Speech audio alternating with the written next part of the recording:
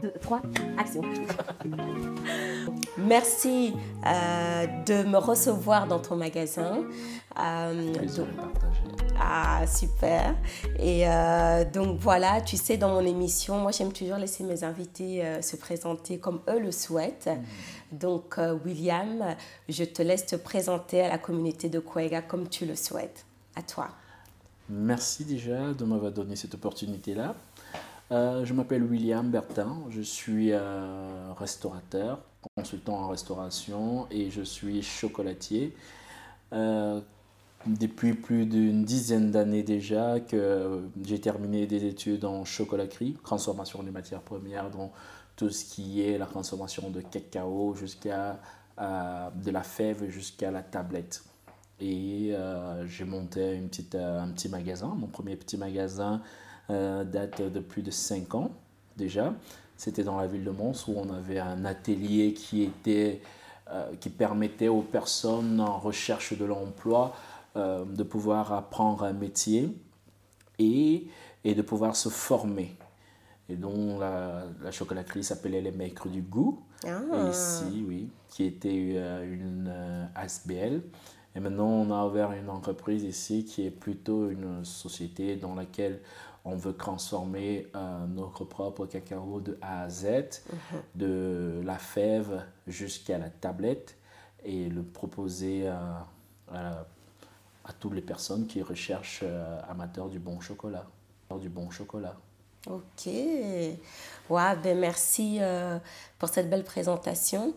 Et franchement, je suis très, très ravie d'avoir un chocolatier de qualité et un chocolatier africain ici en Belgique parce que, en fait, tu es le premier que je rencontre. En tout cas, en Belgique, je sais qu'au niveau international, ben, il y a des chocolatiers ivoiriens quand même connus. Ouais. Mais ici en Belgique, voilà, c'est une première. Donc, c'est cool, quoi, tout simplement.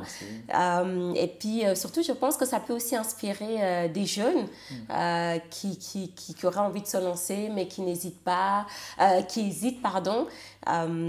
Et avant de rentrer dans le vif du sujet, de comment tu as démarré, quels sont tes défis, quels sont tes nouveaux projets et en quoi éventuellement Kwega pourrait t'aider, j'ai pour habitude de poser des petites questions ouvertes à mes invités pour qu'on apprenne un peu à les connaître. Ce sont des questions ludiques, hein, donc tranquillou. Dis-moi, le matin, tu es plutôt café ou thé?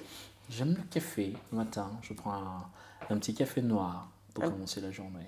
Quelle est la phrase de ta maman qui te reste en tête ou en tout cas qui t'a marqué ou qui te marque toujours? Qui veut peut. Qui veut peut. Si tu devais être un objet, quel objet serais-tu? Un objet. Je dirais un couteau. Un couteau. Lorsque je te dis chocolat, à quoi penses-tu? Quand on dit chocolat, je pense plutôt à... C'est drôle, mais je pense plutôt à mon grand-père. Intéressant. Alors, raconte-nous, quand est-ce que tout ça a commencé pour toi? D'où est venue l'envie, l'idée de te lancer en tant que chocolatier? Je dirais, comme je l'ai dit dernièrement, pendant certaines interviews, comme j'ai fait une émission de chocolat. Ah, d'accord. Oui, les étoiles du chocolat qui seront là dans la RTBF. Bon, là, on ne va pas parler. Ah, teasing, teasing. Et ça sort quand? Ça sort à partir du mois d'octobre. Ok. Ah, parfait, je ne savais même pas. Ah, c'est fantastique ça. Ok. Donc, je disais que le chocolat, pour moi, ça a été une sorte de révélation quand j'avais 8 ans, je pense. Mon grand-père, lui, il était le chef du village et dont il avait plusieurs femmes, 7 femmes. Ma grand-mère faisait partie des 2 dernières, dont la 5e. Et elle était on était en ville et les autres femmes étaient dans les villages, dans les plantations de cacao. Et pendant les vacances, à mes 8 ans, il m'a dit, ouais, on va aller au village. On est arrivé au village, j'ai vu des petites maisons, il y avait des grandes plantations de cacao derrière. Et c'était que ça, que des champs, dans des hectares et des hectares de champs de cacao. Et c'était la cueillette de cacao. Je me rappelle qu'on nous a donné tous des petites calebasses, des seaux, on devait porter ça pendant des heures et des heures, j'en avais marre. J'ai détesté le cacao et j'ai commencé à poser la question, mais pourquoi on travaille ce truc? Ce n'est ni le manioc pour qu'on le mange, ce n'est ni du maïs, mais c'est quoi ce truc que nous on doit porter, on doit casser avec des matières, il y a même des gens qui se blessent, il y a des mouches partout. En fait, j'ai détesté le cacao. Et c'est là que, quand je rentrais, il y avait des gens, des coopératives qui venaient acheter ce cacao-là. Et un monsieur, une sorte de... En fait, c'est un acheteur belge qui m'a dit, voilà, ça a été bien dans l'échange. J'ai dit, non, je déteste ce truc, je ne viendrai plus au village. Il m'a dit, et je ne sais même pas à quoi ça sert. Il m'a dit, c'est vrai. Il m'a goûté une praline qu'ils avaient dans un petit sachet. C'était un chocolat. J'ai dit, ah bon, donc nous avons du chocolat derrière. C'est ça. Et nous, on ne le fait pas. Comment on fait ça? Il m'a dit, un jour, je te montrerai le secret. Je ne l'ai plus jamais revu. Quand je suis venu faire mes études en France en tant que manager en hôtellerie, au Cordon Bleu, j'avais oublié déjà l'histoire du cacao. Mais chaque fois, je me disais, et si j'apprenais à faire le chocolat? Et tout le monde me disait, mais de toute façon, le marché du chocolat en Afrique n'est pas un marché accessible. Beaucoup de gens ne mangent pas de chocolat. C'est fait par même. Je nourrissais l'espoir. Et puis après, un jour, après avoir fini mes études en hôtellerie, je me suis lancé dans une formation de 6 ans dans la chocolaterie. Et tu viens de quel pays au fait? Du Cameroun. Du Cameroun, d'accord. Et de quelle région plus particulièrement? Du centre. Du centre. Ben donc, on fait un coucou à tous les Camerounais du centre. À tous les Camerounais. Yaoundé. À Yaoundé. Ah là là là là. Non, franchement, les Camerounais, vous avez quand même une force incroyable. Hein. C'est le mental, on dit que c'est le continent. Hein. Ah, en tout cas, je te dis. Concrètement, à quel moment tu t'es lancé dans la formation? Oui, en fait, je me suis lancé dans la formation une fois que j'avais terminé mes études en hôtellerie. J'ai même commencé à travailler et puis j'ai repris une autre formation, celle-ci ici en Belgique. Parce que ici en Europe, on a 2 pays qui sont réputés pour le chocolat. On a la Suisse et la Belgique. Donc je suis venu en Belgique, j'ai fait au Syria 3 années déjà pour juste apprendre à transformer, à faire des pralines. C'est ça. Après j'ai payé 2 formations sur la torréfaction en Italie et puis maintenant je me suis lancé. J'ai créé des coopératives au niveau des villages qui permettent de donner plutôt des formations. Parce que j'ai fait le tour, j'ai vu qu'il y avait... Nous, on est resté le cacao, le travail du cacao, et c'est des champs coloniaux. Donc, c'est les Blancs qui amènent le cacao en Afrique. Mais ils nous ont appris des techniques qui datent depuis de 100 ans, 200 ans, en fait, de très loin. Mais par contre, il y a des nouvelles techniques, la manière d'entretenir les champs qui est différente maintenant, la manière de fermenter les fèves. Toutes ces techniques-là apportent plus de goût aux fèves. Donc, mon objectif, c'était de créer ces coopératives-là et leur dire, voilà un cahier de charges dans lequel il y a des nouvelles manières de faire. On peut le faire comme, on peut entretenir un champ comme ça, il sera plus rentable. On peut prendre des fèves et les utiliser comme ça, ils seront plus chers. Pourquoi? Parce qu'on aurait mis un savoir-faire qui est différent. Et c'est ce savoir-faire-là, c'est comme avec le vin. Les fèves, c'est comme le vin. À Bordeaux, on n'a pas le même vin que si on va dans une autre région et ainsi de suite. Et nous aussi, avec les fèves, ils ont un goût différent selon la région. Oui. Il y a des régions montagneuses où on a des fèves assez sèches, où il y a une odeur, un arôme plus développé. Des régions où on est près de l'eau, comme par exemple, si on va vers le littoral, on va avoir des fèves qui sont plus délavées, qui ont le minéral un peu plus. En fait, ça dépend. Et donc, si on a des méthodes de transformation nous-mêmes, qu'on l'apprenne, on peut faire des belles choses. Waouh! Et il y a 2 questions qui me viennent par rapport à ce que tu as dit. Bon, première question, les terrains en Afrique, ce sont des terrains qui sont achetés par des étrangers ou bien ce sont des terrains qui appartiennent aux locaux et que du coup les étrangers enfin, je ne sais pas si on peut parler de location pour exploiter le terrain. Est-ce que tu sais un peu comment ça se passe? Oui, en fait, j'ai fait un petit voyage, surtout par exemple au Cameroun ou en Côte d'Ivoire. Ce sont en fait, les champs, il y a beaucoup d'intermédiaires dans le cacao, c'est toute une grosse formation. En fait, il y a les champs qui appartiennent aux villageois. Ok. Mais entre les villageois, il y a dans le chocolat, pour le moment, quand on va parler des défis que j'ai actuellement, c'est qu'il y a des grosses boîtes, des très grandes boîtes que eux, ils ont le monopole déjà sur le cacao. Le cacao est coté en bourse. Oui. Oui. Donc le prix est fixé par la bourse. Aujourd'hui, la bourse dit que le cacao coûte 5 000 francs en Côte d'Ivoire, il va coûter 5 000 francs partout en Côte d'Ivoire, au Cameroun, ainsi que là. Mais, et en plus, les intermédiaires qui vont aller là pour aller l'acheter dans les champs, dans les villages, eux aussi vont retirer. Et donc, les cultivateurs ne connaissent pas combien la bourse a décidé. C'est ça. Même s'il y a la radio et la télé qui va leur donner le prix, on va lui dire, voilà, ton cacao n'est pas très bon, on le paye à 2000 ou à 2500 parce qu'on va le transporter de là à là. Et on l'a même déjà, certains gens, on leur a prêté déjà de l'argent à l'avance avant que la récolte n'arrive. Et donc, du coup, ils sont parfois obligés de vendre ce cacao-là à ces multinationaux qui sont plus grands, mais par le biais des intermédiaires. Et ces intermédiaires, une fois qu'ils achètent ce qu'on appelle un cacao groupé. Donc, on a peut-être 10 ou 5 villages, on regroupe pour aller vendre en tonnes. Et donc, voilà, c'est un peu ça le plus gros problème. Parce que, premièrement, on parle de plus de 100 milliards dans le marché du chocolat. Et rien que 1%, je dirais 1%, qui revient aux cultivateurs. Et donc, les familles, il y a des familles qui vivent avec, on dirait, 1 euro par jour, par famille. Parce que le bénéfice n'est pas bien reparti. Oui. Parce que nous, on n'a pas le savoir de la transformation. C'est ce qui manque à l'Afrique. Et donc, on se contente non seulement du prix qu'on nous a fixé, qu'on fixe à l'Afrique, de 1, et de 2, comme on ne sait pas transformer, on est obligé, soit on reste avec le cacao qui pourrit là-bas. Ouais. Je voulais revenir sur un des éléments que tu as mentionné. Oui. Tu disais que la Suisse et la Belgique font les meilleurs chocolats au monde. D'après toi, pourquoi la Belgique a cette réputation d'un des meilleurs chocolatiers au monde? En fait, le meilleur chocolat, ça vient ici parce que en fait, chaque pays a une réglementation selon qu'est-ce qu'on appelle chocolat. Donc, ça va suivre dans la définition. Okay. Et dans cette définition-là, on a certains éléments qu'on apporte, que la matière cacaoyée, le beurre de cacao et la quantité de sucre qu'on ajoute. Et maintenant, on a ce qu'on appelle un conchage. Donc, c'est le temps d'affiner le chocolat.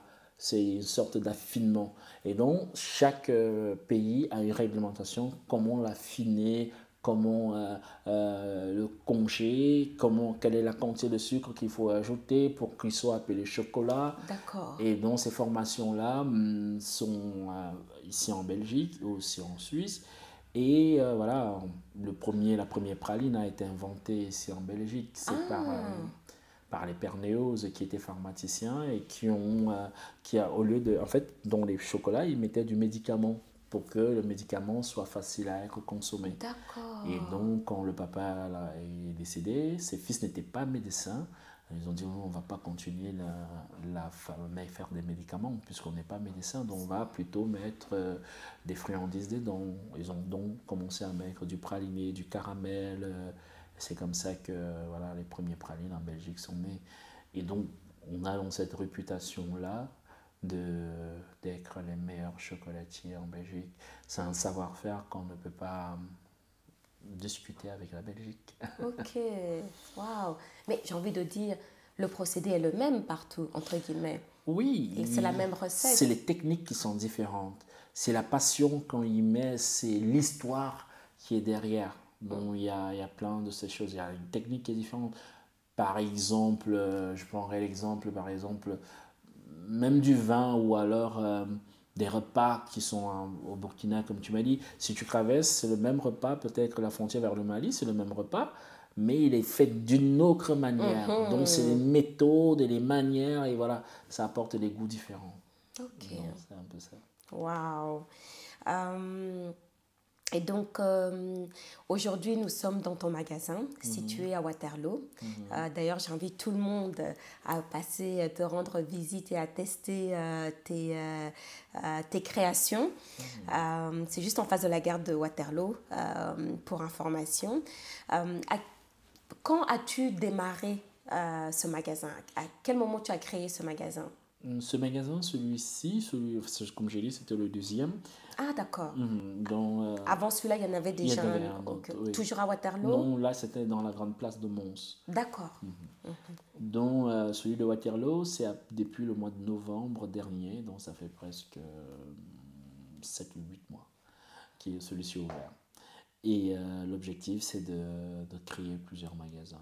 C'est ça. Waouh. Et avec combien de personnes travailles-tu? Pour le moment, on est 3. On est en train de recruter une 4e personne pour le mois de septembre, sûrement. Voilà. Qu'est-ce qui te différencie par rapport aux autres chocolatiers? Tu as bien dit, en fait, je suis passionné déjà, j'aime le chocolat. Les grands-pères dans les champs de cacao. La passion, ça vient de tout petit. Et j'ai mis dans ce que je veux dans le chocolat, c'est vraiment 2 choses essentielles. L'humain au centre. Donc on va faire un cacao qui sera équitable, où il y aura un vrai partage des richesses. C'est pour ça que je crée des coopératives au niveau des champs de cacao, où on va acheter le cacao directement auprès des cultivateurs pour qu'ils aient un prix plus élevé que ce qu'on propose dans les normes. Bon, la deuxième chose, c'est que notre cacao, c'est un cacao d'éthique. On va travailler sur tout ce qui est les formations au niveau des champs toujours, pour qu'il y ait moins de déforestation. Parce ça. que comme vous savez, il y a des familles, une famille peut avoir un champ de cacao. Il est grand, il a 1 hectare, 2 hectares, ils sont entre 6 ou 5. Alors, ils n'ont pas une bonne vision dans le champ parce qu'ils n'ont pas de formation. Alors, si on leur apprend à mieux rentabiliser leur champ, on leur apprend à mieux utiliser les bons produits qui ne vont pas tuer leur... en fait, parce qu'il y a l'entretien avec les produits chimiques et tout ça, on leur donne des bonnes formations, on va entretenir l'environnement et on va rester sur un cacao de qualité encore. Et les personnes aussi qui pulvérisent ces médicaments-là aussi ne seront pas exposées à des maladies à l'avenir. Ouais. Quand tu as démarré ce business, voilà, quel est un des défis qui te vient comme ça en tête? Le plus grand défi, c'est vrai qu'on dit que c'est pas l'argent qui fait le projet, mais le projet qui fait l'argent. Mais c'est d'abord les finances. Il faut avoir assez de financement pour pouvoir avoir ton usine en Afrique, avoir la logistique, la communication, toutes ces choses-là. Et aussi, voilà, il y a... Quand on est premier dans quelque chose, les gens ils ont un peu de... Ouais, est-ce que, voilà. Est-ce que ça va marcher? Oui. On te met des croyances limitantes en oui, fait. Effectivement, on se dit, voilà, on n'a jamais vu...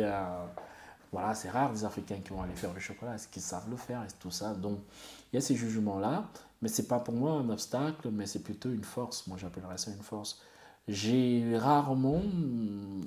pars pas du négatif, je pars plutôt du positif. Je suis quelqu'un qui est plutôt, qui prend, je dis souvent à mes enfants, moi je prends des obstacles, j'en fais des avantages. Donc, quand quelque chose est dur, je me dis, voilà, effectivement, il faut foncer dedans, il faut le transformer.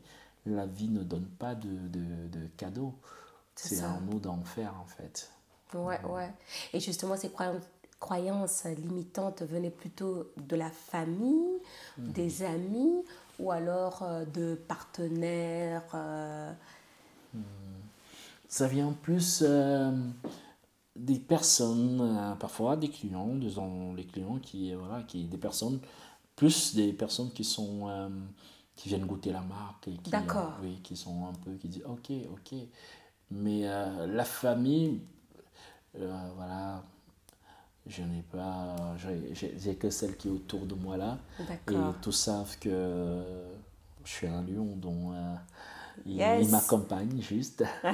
Les amis aussi, la majorité savent que voilà, quand je me bats, et voilà, j'ai vraiment les obstacles, comme j'ai dit, c'est plus à l'extérieur. D'accord. Et donc, comme ça vient de l'extérieur, je prends ça pour en faire des forces. Ouais. Ok. Parle-nous de ton canal de distribution. C'est principalement... Donc là, aujourd'hui, tu as 2 magasins, un à Mons, un à Waterloo. Est-ce que tu distribues également ton chocolat euh, dans des supermarchés ou dans d'autres lieux? Comment on peut avoir accès à tes produits, mis à part les 2 magasins qui sont déjà très bien? Très bien, ouais. En fait, on est en train de vouloir développer. Pour le moment, on cherche, comment on appelle ça, des personnes vraiment formées sur tout ce qui est Internet, informaticiens ou webmasters pour pouvoir créer des e-shops. Ok. Oui. Et comme vous avez vu, je n'ai pas une très grande visibilité sur Internet parce qu'au départ, j'ai fait mon projet sur plusieurs bases, avec plusieurs étapes. Donc la première étape, c'était d'abord création des produits. Oui. Deuxième étape, c'était vraiment mettre l'usine, les ateliers de production. Et puis une fois que j'ai l'usine, les ateliers de production, et maintenant j'ai un produit que je fais goûter le produit pour avoir un retour. C'est ça. Et puis dès que le produit est bien fait, les gens ils ont apprécié, je peux maintenant le multiplier à l'international ou alors dans plusieurs magasins sur Internet et autres. Donc je voulais d'abord travailler sur ce point-là. Et aujourd'hui, voilà, les produits existent, ils sont bons, les gens ont un bon retour. Et maintenant, je vais passer à l'étape de médiatisation, publication, promotion, oui, marketing et tout le reste. Ouais. Oui. Et justement, parlant de promotion, aujourd'hui, on se voit pour la petite interview. Et quelles sont les autres actions marketing que tu entreprends? Dont on fait les marchés. Ah ouais, on fait les marchés, on a le marché de Waterloo, on est allé déjà plusieurs fois au Salon du Chocolat en France et ici en Belgique. Okay. On a l'émission dans laquelle j'ai participé, qui est les Étoiles de chocolat belge, qui fait récompenser les meilleurs chocolatiers de la Belgique. Oh, nice! Et donc, il y a... Maintenant, je vais commencer tout ce qui est marketing de réseau, marketing digital. Je veux lancer vraiment... Parce que le chocolat a des saisons. Et la prochaine saison, c'est à partir du mois d'octobre. Okay. Donc, je vais lancer des campagnes, monter un bon site.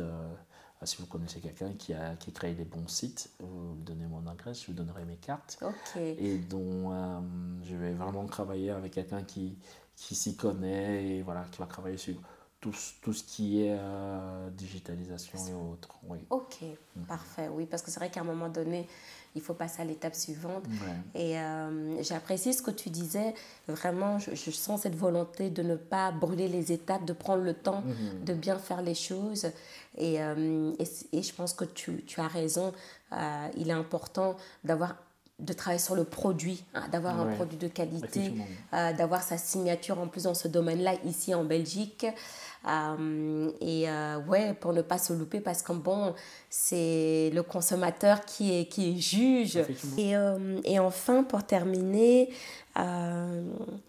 dis-nous quels sont les chocolatiers qui t'inspirent le plus, ou en tout cas que tu admires le plus? Il y en a beaucoup. Bon, on va faire peut-être un top 3. Il y en a beaucoup. Ou un top 5. Mais voilà, si tu devais sortir des noms comme ça qui t'inspirent, ce serait qui J'ai côtoyé récemment à l'émission Macolini, qui est un bon chocolatier, qui est belge, mais du côté de la France, du côté camerounais, il y a aussi une très bonne chocolatière camerounaise que j'ai vue à ses débuts aussi, Sigoji, qui est une sœur qui est magnifique aussi, qui fait des belles choses.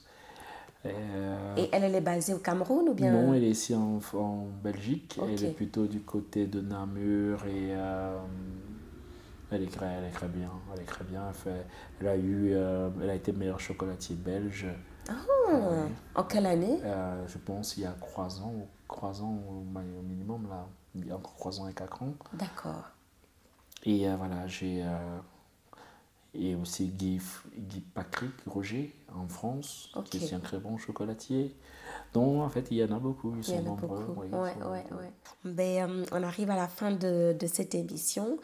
Un dernier mot, le mot de la fin, qu'est-ce que tu aimerais rajouter? Non, en fait, je suis ouvert, que ce soit des personnes qui veulent apprendre.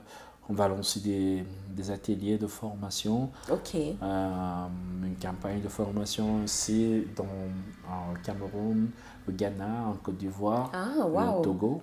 Ok. On va aller là-bas pour rencontrer des cultivateurs, parler de leur cacao, parler des nouvelles techniques de cultivation, de manière de sécher le cacao, de manière de le fermenter. Et donc, c'est ça qui est en vue. Et après aussi, voilà, on va ouvrir des shops où on pourrait avoir le chocolat. Une fois que vous allez vous connecter sur Internet, commander des chocolats, William Chocolat de partout. Donc, c'est un peu ça la prochaine étape. Et voilà. Waouh, parfait. En tout cas, franchement, William, je te souhaite beaucoup de succès. Merci. Parce que je sens vraiment la passion, l'implication. Et c'est vrai que quand on monte un business, c'est aussi comme un bébé en fait. Hein. Ah oui, c'est un petit bébé. C'est une vie. C'est une vie vraiment. Donc, franchement, les gars, vous entendez, envoyez de la force. Dites-nous ce que vous en pensez. Je vous mettrai de toute façon en barre de description les coordonnées de William pour que vous puissiez rentrer en contact avec lui. Ce que j'ai entendu également, c'est qu'il a besoin d'un web designer. Donc, si vous êtes un pro du web designing, n'hésitez pas à rentrer en contact avec lui. Et puis voilà, et puis j'espère qu'on se retrouvera bientôt pour un nouvel épisode sur la chaîne Kwaiga. Oui, donc j'espère aussi, j'espère. Tu reviens quand tu veux. Merci William, Merci à bientôt. Je souhaite aussi beaucoup de courage à ce que vous faites, allez rencontrer les personnes. C'est pas évident de commencer, mais beaucoup de succès aussi à vous et beaucoup de courage. Merci beaucoup. Allez les gars, n'hésitez pas, hein, vous savez comment ça se passe, hein, les likes, les partages et tout, ça c'est, voilà, ce sont les algorithmes qui fonctionnent comme ça, donc il faut jouer le jeu. Et puis voilà, n'hésitez pas à partager ça aux gens qui sont au pays, qui sont là, les gars qui sont en train de chômer, qui ne savent pas quoi faire. Vous voyez, ça c'est vraiment des initiatives qu'il faut vraiment regarder de très près. Et il y a un vrai marché en fait. Et ce qui est dommage, c'est que l'Afrique n'en profite pas assez. Et puis parfois, tout simplement, les gars ne pensent pas plus loin et ne savent pas où commencer, qui les contacte, comment il faut faire. Ils n'ont juste pas la connaissance. Et là, sur ce, William, merci d'être passé par ici. Et puis, à très bientôt. Merci.